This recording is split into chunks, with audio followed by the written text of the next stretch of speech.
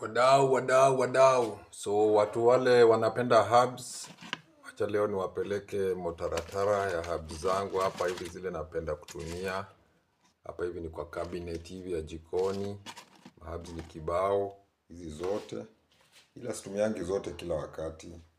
Unazitumia kulingana na mwili vile inaitisha. Acha niwaanzie hapa hivi.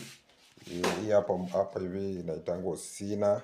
Unaweza tu mkagugu benefit yake. Sina nzuri sana hapo hivyo. Pia huwa natumianga hapo ka moringa iko hapo ndani. Kuna rosemary hapo hivyo. Pia huwa natumianga saa ingine hiyo inaitwa baobab. Hii hapa ni mullen. Najua mullen kutoa makamasi hivi na kohozi vitu kama hizo. Pia kuna chai fulani hapo. Hiyo inaitwa lemon. Ni nzuri sana. Hii hapa nayo hapa hivi ni inaitangwa chamomile. Hapa hivi niko na hii naona hapa ni ile ni powder ya zile zinaitwa cloves. Hii hapa ni ginger. Napenda kuweka ginger kwa kachai hapo iko safi. Hii hapa nayo ni powder ya inaitwa lemongrass unaweza weka hapo kwa chai.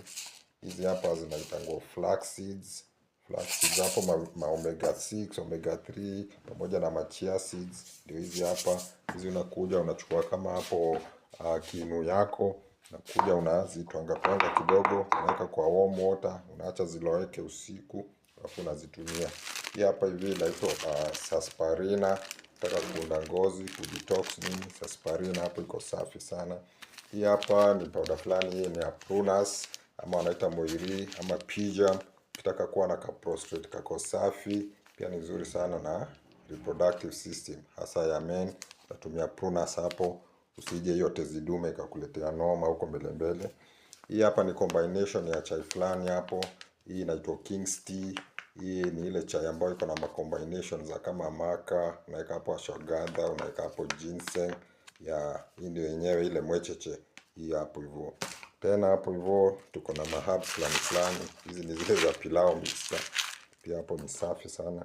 Hapa hivi niko na powder fulani. Hii powder nimechukua, najua zile eggshells. Unachukua zile ma eggshells, alafu unaziosha, unazichemsha, alafu unakuja unazisiaga hapo hivyo. Sio siaka, unazisiaga zinakuwa powder, alafu una mix hapo na kachumvi kiasi, chumvi ile tunaitanga Himalayan, alafu unakuja unachukua kama hapo kama hii hapo inaitangwa activated charcoal, unakuja unaweka, unaweza ongeza kamint hapo.